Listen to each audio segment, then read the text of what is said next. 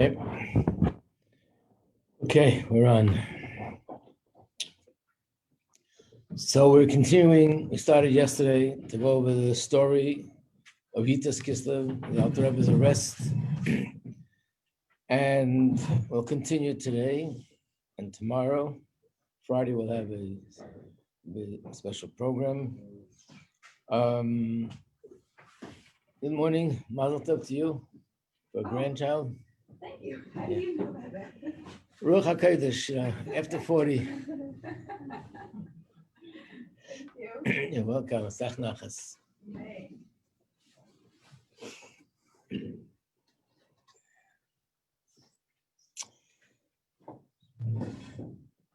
So this officer, we're telling the story of Yutas Kislev, the officer that the Alter Rebbe found so much favor in his eyes.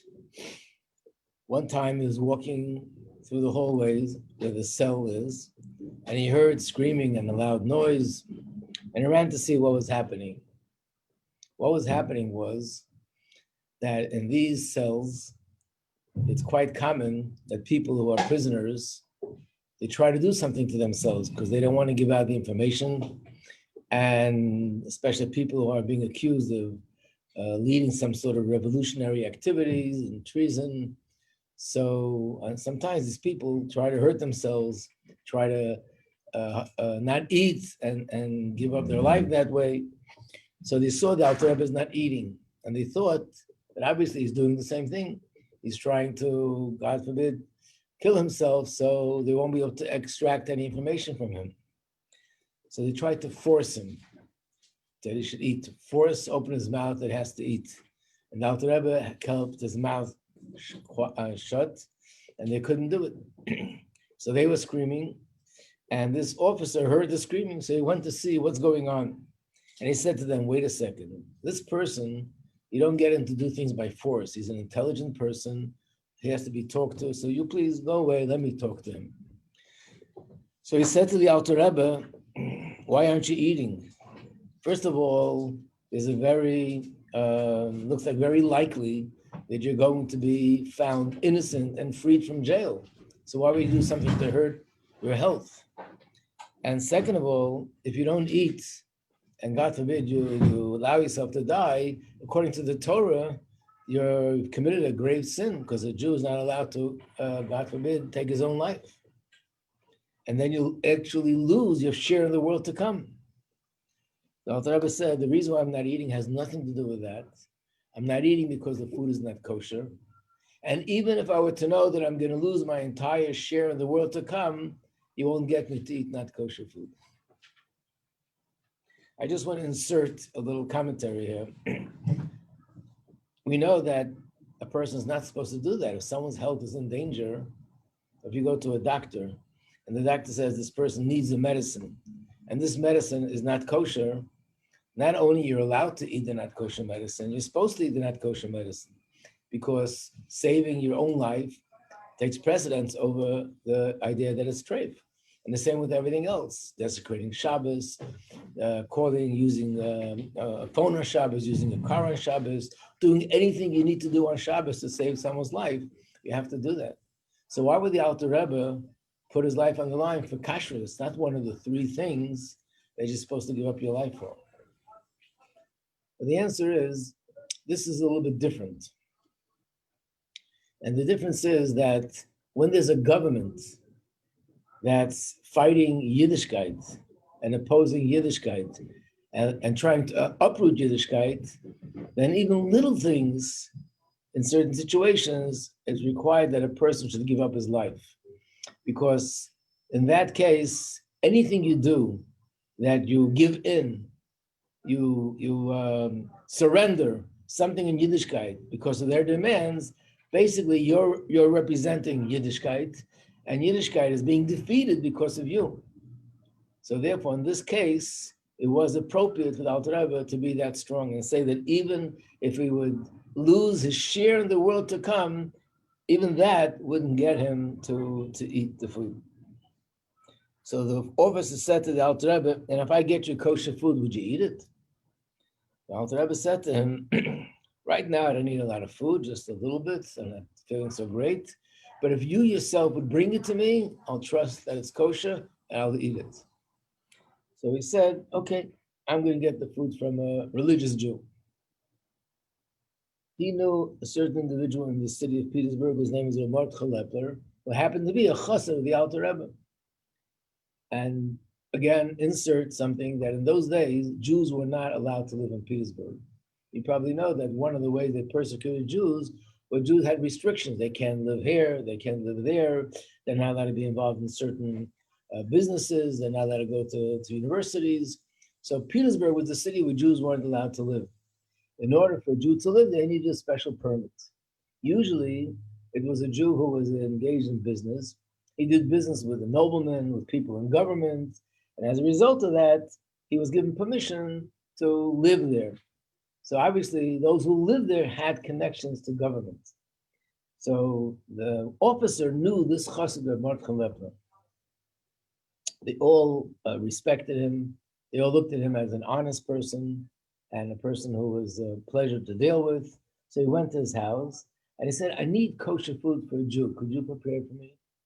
And of course, his heart started to pound because he was thinking, why all of a sudden does he need food for kosher food for a Jew? And of course, he was suspecting that this is for the Alter Rebbe. So he prepared something. And underneath the food, he took a piece of paper and wrote down on the paper, I want to know who's eating my food and where are you? And he hid it under the food. And then when he gave the food to the Alter Rebbe to eat, the Alter Rebbe found the piece of paper on the bottom. The Alter Rebbe didn't finish all the food. He left and put the paper back underneath. And he wrote on the paper that it's me that's eating. And he also added, I'm in this place, and someone should immediately go to Vilna. Now, Vilna, I mentioned before, that was the headquarters of the opposition against Hasidim. The person who was, like I said, the leader of the Torah Jewry in that generation, the greatest Torah authority of that generation, he lived in Vilna, and he was called the Vilna Gaon, which means the genius of Vilna, the prodigy of Vilna, the genius of Vilna. And that's where the headquarters were. That was the biggest opposition was coming from that city. And that's where they had organized committees to fight Hasidus. So Alter Rebbe said someone should go immediately to Vilna. Why? They had no idea. But Alter Rebbe said to go to Vilna, of course, there must be something that they need to accomplish there. And we'll soon get back to that, what happened when he was in Vilna. Another thing that happened with the Alter Rebbe was this place where Alter Rebbe was sitting, what is it called in Russian, Miriam? Petra? Okay, I can't pronounce it. I'm born in Brooklyn, but that's it. It's in an island. And they would take the Alter Rebbe on a little boat from the island to the mainland, and that's where they had the questioning and the cross-examination and the interrogation. So one night, as they were taking the Alter Rebbe from the island to the mainland, the Alter Rebbe said to the captain of the boat, I want to do the bracha on the new moon.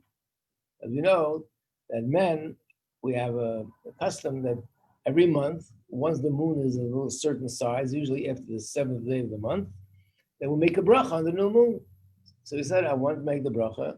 In order to make the bracha with proper intention, have to be settled. Could you please stop the boat so I can make the bracha? And the captain dismissed it and said no. So the Rebbe said to him, if you don't want to stop it, I can stop it. Of course, he laughed at those words, but a moment later, the boat stopped. Brought the mechanics, they tried to fix it, there was nothing they can do, and he realized the Alter Rebbe stopped the boat. So once the boat stopped, he said the first part. There's a part that you say, and then you make the bracha. He didn't say the bracha, but the boat started moving again. And he said, could you please stop the boat now? So he said, what would you give me for that? So this guy wasn't so stupid. As soon as he realized that the Rebbe is a tzaddik, so he realized, okay, here's someone that can give me a bracha. So the Alter Rebbe said that he would give him a bracha and he'd put it in writing. And he gave him a bracha that he should be very successful. He should have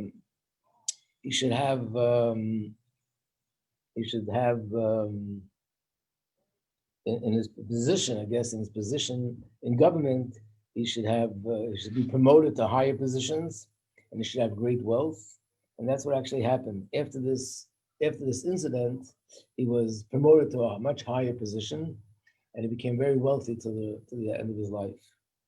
In fact, there was a chassid, and this chassid said he once met the son of this captain, and he had the Alter Rebbe's paper with Alter Rebbe's handwriting in a silver frame, and with Alter Rebbe gives him the bracha.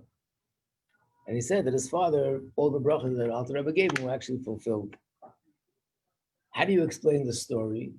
Why did the Alter Rebbe ask him to stop the boat? He already stopped the boat, so he should have made the bracha and not need his favors.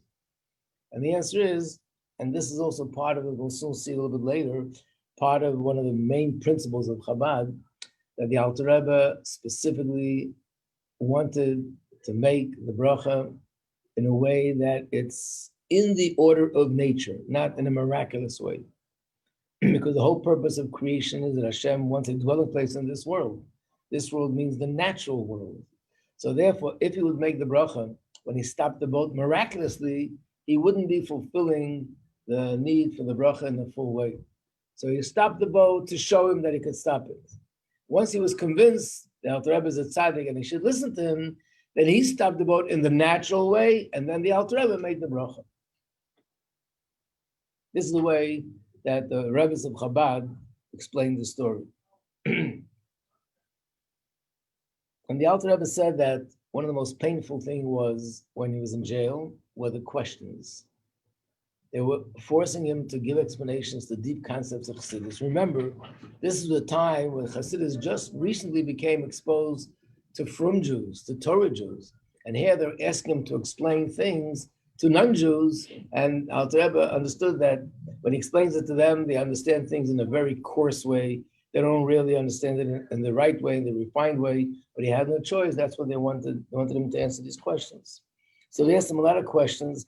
These were all questions that the opposition put into their accusation, how the Alter Rebbe wants to distort the Torah, and he introduced new things in Torah, and Alter Rebbe had to explain everything. One of the things that they wrote against the Alter Rebbe was, remember, they're accusing the Alter Rebbe of wanting to overthrow the Tsar. So one of the things they wrote was that the Alter Rebbe writes in Chassidus that Malchus, kingdom, royalty, is the last and the 10th of the spheres. He really puts down royalty a lot because his ultimate goal is to overcome the Tsar. Of course, this was ludicrous because this is something about spheres, something which is found in Kabbalah centuries before the Alter Rebbe, and it doesn't mean that royalty is being put down, because on the contrary, royalty is something very special, even in Torah, but they found this as an excuse. And the Alter Rebbe had to explain that's not what it means, but he said he can't explain this verbally, he'll have to explain this in writing. And naturally, he would write it in Hebrew, and they would find a translator to translate it into Russian.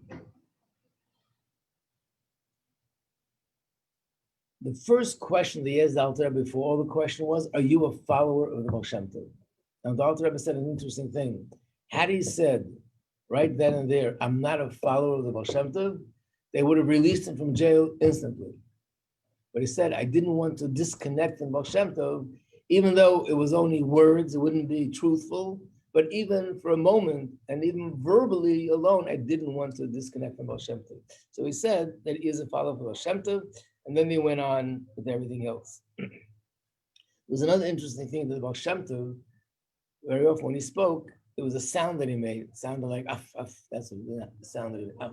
And the Alter Rebbe did the same thing. So the opposition wrote in their accusation that af in Hebrew means wrath. And the Alter Rebbe is praying that Hashem should send his wrath on the government, on the Tsar. Again, distorted things. So the Alter Rebbe said he had to reveal to them the hidden reason why the Baal Shem Tov said af, and that was very, very painful to him. That he had to reveal these secrets that even Hasidim weren't knowledgeable of. One of the things. Is that something we know now? What? Is that something that you could explain, or We don't know, but I could say that af is spelled Aleph Pei, and this year is Pei Aleph. So we know the Rebbe said that Pei Aleph stands for Plois Arena, which means we take the wrath and it's transformed into the opposite, into amazing miracles. And that's what we should be seeing this year. Another thing, we all know what it says in the beginning of Tanya, the first chapter of Tanya. And it says that the difference between Jews and non-Jews are that Jews, their neshama comes from klipas noga, and non-Jews, their neshama comes from shalosh klipas atmeis. And as you know, many Chabad shluchim and teachers are very distraught. And I said, why did Alter Rebbe have to put it right in the first chapter?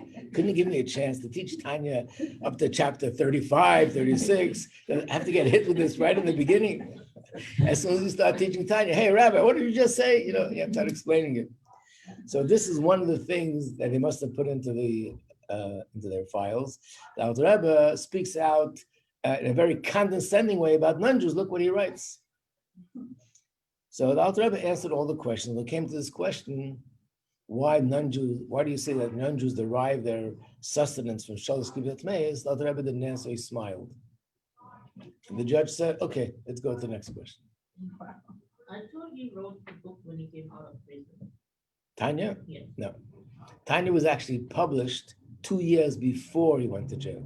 That's the first time around. No. I mean, the first time. Yeah, first I went to prison, 2 years earlier. And we'll talk about that story too. So the Alter Rebbe said what he meant by smiling was, listen, you asked me questions. I answered every question. It was satisfactory. You understood it. You were satisfied. It made sense to you. Do you, Dafka, want me to explain to you this also? It's better we don't go into it. And he smiled and said, okay, let's go to the next question.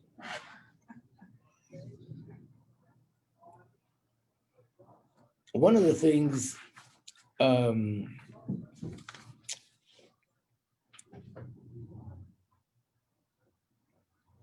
I miss something here? Yeah, I must have missed the page. Okay. It's somewhere. Remember we said, the Alter Rebbe said someone should go immediately to Vilna.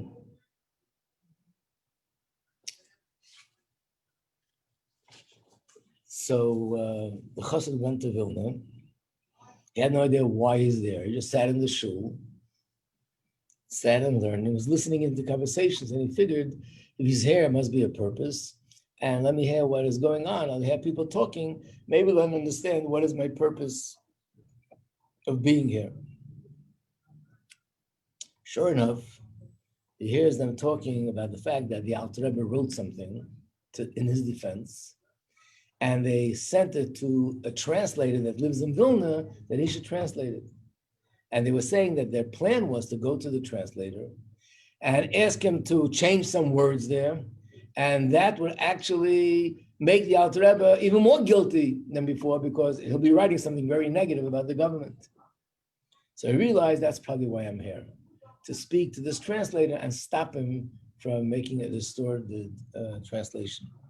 So he went to the translator and he told him, I understand that you're going to be translating something that the Alter Rebbe wrote, and I want you to know the Alter Rebbe is a very big tzaddik, and this really is, these are just people that are after him for no reason, and they're just jealous, and it's not really true. And basically, all I'm asking you to do is just do the honest translation. So he said to the chassid, listen, I'm an honest person, and I wouldn't do anything else but an honest translation. You don't have to worry. These people that you're talking about were my office already. They were here before you. And I told them to come tomorrow at 12 o'clock. So if you want, if you don't trust me, you can come tomorrow earlier.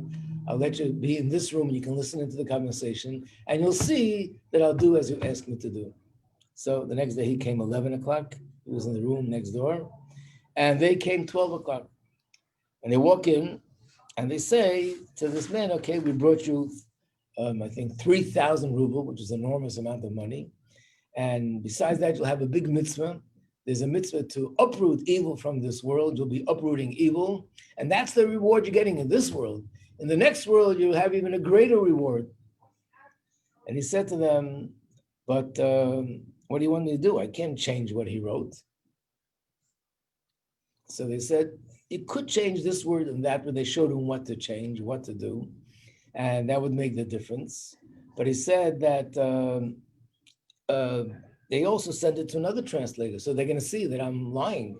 So they said, "Don't worry, Hebrew is a language that it's still flexible, adjustable. You could explain it any way you want. It doesn't really matter. And you're the main translator. That guy is not on the same level as you, so they're going to trust you more. And here's the 3,000 ruble. Please don't take care of it." So he said, "Okay, come tomorrow, and I'll prepare the translation for you." And the chazan is listening behind the door. He says, "Come tomorrow, and I'll prepare it." His kishkis are bursting. As soon as they leave, he comes out of the room and starts crying. He says, "What are you doing? This is what I begged you." He's totally innocent. He calms him down, and he said, "Listen, would I ask you to be in the next room if I would be doing the opposite of what you asked me? I had to say something to them so they should let go of me. So I told them that I'm going to do it. But what I'll do tomorrow is I'll prepare two translations. One is the true translation, and one is the one they're asking for.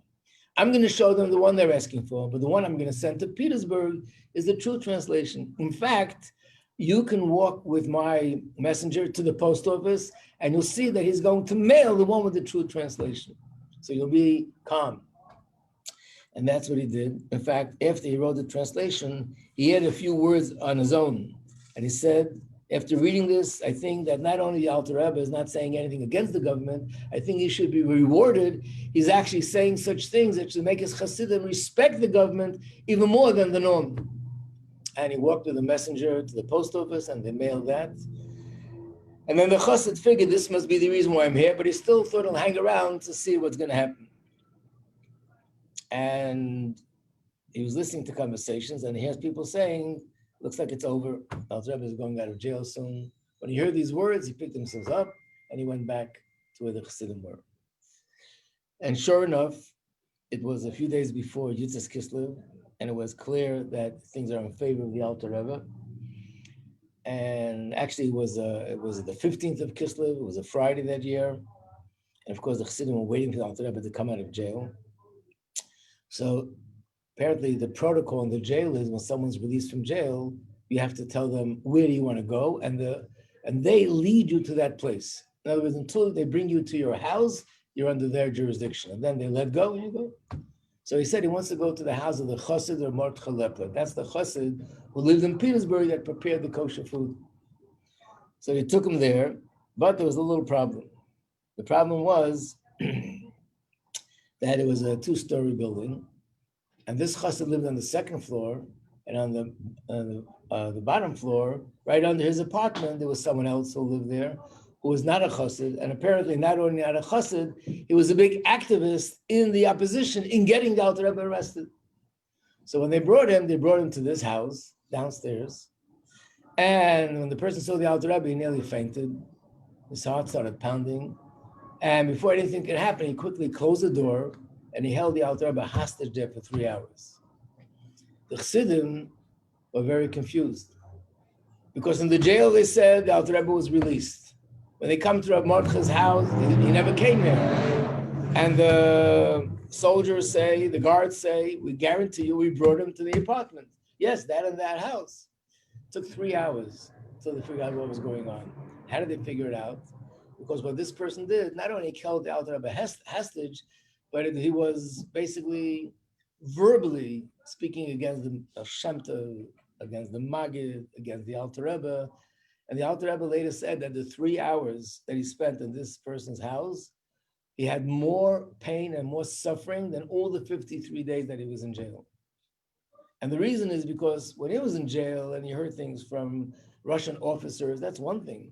But to hear something like that, so abusive, from a brother, somebody who's your own brother and your own family, to speak such words of blasphemy and abuse against these great tzaddikim, Alter Rebbe said it was very, very painful to him. And one of the things he was telling the Alter Rebbe was, "I'm not going to let you leave this apartment until you sign that you're going to change a number of the things that you instituted." One of them was Alter Rebbe composed the siddur that we have with some changes and other halachas. And then, as the Chassidim were going back and forth, they suddenly heard him screaming, "Why did you change this in the kedusha? The kedusha isn't good enough for you. You had to change it to keser." And they realized, wow, that must be him screaming at the Alter Rebbe. So they came in and started to pound on the door, and he wouldn't open. So they said to him, if you don't open the door this second, the door's coming down. So he opened the door. He said, calm down, take it easy. Here's your Rebbe, who you looking for? And an interesting thing happened that the Rebbe said, it says in Gemara, you're supposed to honor your host, being that this man was my host for the last 3 hours, even though he tortured his neshama, but he was my host, so I'll drink a cup of tea here. And the man poured a cup of tea for the Alter Rebbe, and then Ramordcha, this chassid, was so angry, he wanted to hit him. The Alter Rebbe told him not to. They don't say this here, but I once heard there was another chassid there from a different Rebbe, and he did do it because he said, he's not my Rebbe, I don't have to listen, and boom. Because they're so angry that this person, first of all, they had the Alter Rebbe arrested in the first place. Obviously, he was one of the people that were involved. And second of all, the fact that he now held the Alter Rebbe hostage and tortured his neshama like that. It's interesting to note that there's a letter from the Rebbe where someone writes them that he has in his city a lot of people that oppose Chabad, and they try to block a lot of his activities that he's doing. And the Rebbe writes them, the reason why this is happening is because you're giving it too much substance. You're giving them too much substance. If you wouldn't pay attention, just do what you have to do, don't give any substance to the opposition, then you will see that it'll just melt away. And then the Rebbe added, even the Alter Rebbe, who drank tea in the house of this person, who obviously was responsible for his arrest and for holding him hostage, the Alter Rebbe later, when he was older, the Alter Rebbe said, I regret that I drank the tea in his house because that was giving him too much substance. So even the Alter Rebbe said, too much substance. So this was it. First, the Alter Rebbe was arrested for 53 days. Then he was held hostage for 3 more hours. So he ended up going out of jail, basically during the day, mincha time, but he went out of the house of this person at night, 3 hours later. And that's why we celebrate the 19th of Kislev and the 20th of Kislev. The 19th is the day that he went out of jail. And the 20th is the day that he went out of the house of this person, who Alter Rebbe said the 3 hours were worse than everything. And that's when people started to celebrate the Alter Rebbe's release from jail. The Alter Rebbe said that the last 24 hours that he was there, he had visitors. Who were the visitors? The Baal Shem Tov and the Maggid Mezrich. They came to visit him in jail. And the Alter Rebbe said, why is this happening to me? Why am I suffering like this? So they said, because you're revealing too much Chassidus. Again, let's remember there were other Chassidic masters at that time. The Maggid Mezrich had 120 students. These are students who were part of his inner circle. Each one was a very big tzaddik. And they all taught Chassidus. But their Chassidus was similar to what I showed you yesterday, very brief, very short, not the way the Alter Rebbe taught Chassidus, to explain and bring it down to a level that everybody could understand and learn it in depth. They believe that this was not for every average person to do. This is only for a Rebbe to do, not for average people. So because you spread Chassidus that much, that's why there was a kitra, there was opposition against you in heaven. Like I said yesterday, that the opposition down here, both from the Russian government and the opposition from other Jews, was really a result of the fact there was opposition in heaven. In the heavenly court, there were arguments against what the Alter Rebbe was doing, that Chassidus is very holy, and it's too early to begin to reveal Chassidus. And the Alter Rebbe's opinion was that, no, we have to push it through, it's time, and we have to reveal Chassidus. So the Baal Shem Tov said that's the reason. So the Alter Rebbe said, if that's the case, when I go out, I should stop. So he said, no, on the contrary. Once you go out, you should even spread Chassidus even more, because apparently there was something blocking, there was something in your way, and you passed the test. Now that you passed the test, you broke certain barriers, and now you can spread Chassidus even more than you did before. And true, from that point on, the Alter Rebbe began to reveal Chassidus on a whole new level, never known before, even by the Alter Rebbe himself. So when the Alter Rebbe went out of jail in the morning, it was Wednesday morning, and people gathered, and the Alter Rebbe, remember this is Petersburg, there weren't too many Jews there, but the Alter Rebbe to say some words of Torah, which the Alter Rebbe did, And the Alter Rebbe said these words that on Wednesday, the luminaries were taken down. And on Wednesday, the luminaries were hung up. What would that mean? What is it talking about? It meant that in the Chumash, it says that on Wednesday, Hashem created the sun and the moon. These are the luminaries. They light up the world. But the Baal Shem Tov passed away on a Wednesday. And the Baal Shem Tov was the luminary in his generation. So Alter Rebbe said the luminaries were taken away from the world on a Wednesday.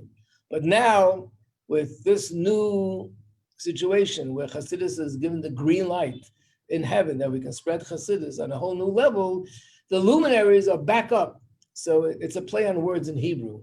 Because in Hebrew, the word to remove the luminaries is spelled Nun, Tes, Lamed, Vav. Netlu. Like Netilas Yadayim, the same word. And the word that means to hang up the luminaries is also Nitlu, the same word. The difference is one is spelled with a Tes, one is spelled with a Tov. So it's a play on words. On the fourth day, the luminaries were taken away. On the fourth day, the luminaries were hung up. I mentioned there's something behind this story with the fact that the Chav Kislev, the 20th of Kislev is this day. So the story behind that is as follows. The Alter Rebbe initially said the Tanya verbally. In other words, when we have Tanya, the Alter Rebbe first said it as a mimer, verbally. And every week he said another part, until after a number of, I think, not just weeks, but a number of months or years, he finally finished all 53 chapters. Then the Alter Rebbe put it in writing. But when you say writing, it's not printed, actually written form. And they made copies of it. Being that the opposition tried to get people against the Alter Rebbe, and one of the reasons why they targeted the Alter Rebbe was because the Tanya attracted thousands of people to Chassidus. Once people saw it. So they realized they have to discredit the Tanya if they want to discourage people from studying Chassidus. So they took certain parts of Tanya, copies, they changed some words there, and you don't need to do much, and then they made thousands of copies of it, gave it out, and they showed people, look what he writes, this goes against Torah, this is a heresy, you can't follow this. But really it wasn't true. They're the ones who put it in, changed the words. So he asked the Alter Rebbe that we need to print the Tanya, and no longer in written form. The Alter Rebbe originally was reluctant to do that, but then, because it wasn't clear that they're really changing the words, maybe it's a mistake. You know, when you write things, you can make mistakes. But one time, there was a business fair, and two chassidim of the Alter Rebbe were the biggest chassidim of that generation, Rabbi Yamin Kletzker, Rabbi Pinchas Reizes. They were at the business fair to do business. And they saw someone who was selling Tanya. They were very excited. Oh, someone's spreading the Tanya here. They walked over, they took one of the copies, and when they looked at it, they were at the shock of their life. They realized these are distorted. So they got into a conversation with this person. You have to remember that Lithuanian Jews and Chabad Jews look alike. We don't have the long payas, wear the hats the same, the jackets, because the Chabad Hasidim are from Lithuania. The way we speak Yiddish is the same way. So they got into a conversation pretending that they're one of them. And he said to them, I changed this word and those words, and I brought 600 copies with me. We're going to spread it here, and people will see that the Alter Rebbe goes against Torah. So they said to him, listen, we're wealthy people, and we have our connections here. It'll take you who knows how long to sell 600 copies. I'll pay you the money. I'll buy all the copies off you, and we'll get it out to everybody.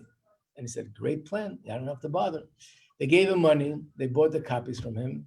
And of course, they brought it back to the Alter Rebbe and said, now we have 100% proof that this was people distorted the words of Tanya in order to mislead people. And then the Alter Rebbe said, okay, he agrees to print it. Once it's printed, you can't make changes. But he said he'll only print it if two of his colleagues will give their consent. One of them is Rabbi Zusha Anapoler, and the other one is Rabbi Yehuda Leib HaKohen. So if you look in the Tanya, and you'll be reading it in the next few days, in the beginning of Tanya, it's even part of our chitas. They write that they give their consent to the printing of the Tanya. So they gave their consent. When was it? A few days before Rosh Hashanah. The Alter Rebbe said, okay, I'm ready to print it, but I want it to be finished by Yutas Kislev, which is the yard site of my Rebbe, the Maggid Mezrich. How much time do you have? Very little. Tishrei is full of Yom Tov. After that, you have Cheshvan, and then Yutas Kislev. So it's like hardly 2 months. But the Alter Rebbe kept asking, is it ready yet? Is it ready yet? And they were rushing and rushing and rushing and rushing. He said, I want people to learn in this book on the yard side of my Rebbe, the Maggid. So finally, it was ready, but not on Yutas Kislev, but on Chav Kislev. 1 day later. And they came rushing from the city where they did the printing, and they brought it to the Alter Rebbe on the 20th of Kislev. And he said, well, this is the way it works. Man has many plans, but Hashem does what he wants. I so much wanted it to be ready by Yutas Kislev, the yard side of my Rebbe, but Hashem had his plan. And then he said 3 times, Chav Kislev, Chav Kislev, Chav Kislev, and he sighed. And the Chassidim were very, very confused, like, what is the big deal that it was done a day later? And why did the Alter Rebbe look so aggravated? And why did he sigh? Later, when the Alter Rebbe was released from jail and ended up in the house of this person for 3 hours suffering, and the day was Chav Kislev, they realized that had the Tanya been printed on Yutas Kislev, it could have prevented those 3 hours of suffering. And who knows what else could have been prevented by that happening. I just want to add that a number of years ago in the 1980s, the Rebbe requested that they should print the first edition of Tanya. When the Alter Rebbe wrote the Tanya, he wrote 1 edition. And then he edited and made a 2nd edition. What we have is a 2nd edition. But in the writings, in manuscripts, we have the 1st edition. It was never printed. So the Rebbe said he wants it printed. When did he tell him he wants it printed? Sometime in Kislev. And he said, I want it ready by Yutas Kislev. So there's a team of young men that didn't go home. They was 24/7, 24/6, we should say, in their office, preparing the manuscripts, getting it printed to make sure it's ready for Yutas Kislev. One of those people was my brother-in-law, and so I know the details. And they had it ready for Yutas Kislev. It was all printed, and the book was binded, and they gave it to the Rebbe. The Rebbe was very pleased. By the Farbrengen, the Rebbe did something which I don't think ever did before. He thanked them publicly, which is usually not so common. Usually when you tell the Rebbe that you did something, what does the Rebbe say the next word? Right? You see on the video, Rebbe, this person just built 2,000 houses in the West Bank. Dollar should be built twice as much in the future. You know, you wait for give me a chance, say, wow, amazing, thank you. The Rebbe didn't stop for a second himself and didn't stop other people. So here the Rebbe thanked them, thanked their wives, because for so many days they were literally not home. They slept in the office, they hardly slept, and they were just constantly working, putting it together.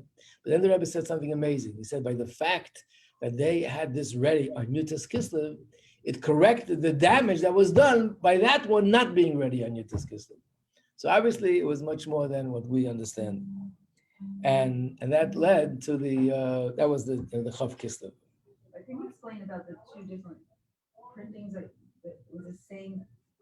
There's 2 parts of the Tanya, so which part was printed when? In Tanya in general? Like Sefer Benjamin, and then there's... What the Alter Rebbe himself printed was the first 3 volumes, Tanya, Shayich V'Amuna, and Ageres HaTshuva. And the other 2 volumes were printed after his passing by the Mittler Rebbe, which is Ageres HaKodesh and Kuntres Achron. They said that being that those letters that are written are very much related to the Tanya, therefore it belongs to, and it should be part of Tanya. Obviously, only someone like the Mittler Rebbe could make such a decision, and must have definitely been with the Alter Rebbe's consent. When did the Rebbe print? This story I'm talking about? No, yeah, when the Rebbe printed that. That's called Madura Kama. That means when the Alter Rebbe wrote the Tanya the first time, he wrote it one way, and then he edited and made changes. And the Tanya we have is, of course, the edited version. And that was never printed until the Rebbe printed. Right. It was a manuscript, but not printed. I guess why it has to be printed, I don't understand. But one thing I could say is when you look at something, and you see 2 copies, one is a raw copy and one was edited, you can learn a lot from the things that were edited. Why was this taken out? Why was this put in? Why did he change this word? That itself helps you understand. By contrast, you can understand much deeper what it says in Tanya. So we don't learn the original one? No. I mean, unless people are really scholars and want to learn Tanya in depth, they would probably sit down, look at both, and try to understand wow, the Alter Rebbe changed this word, took out that word. What's the difference between this word and that word? It gives them a deeper understanding.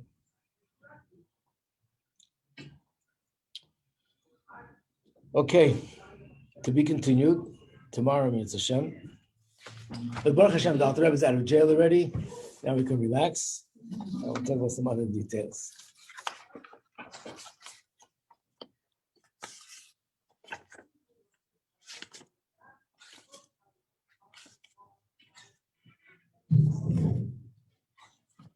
Oh, here it is. Okay, found my paper.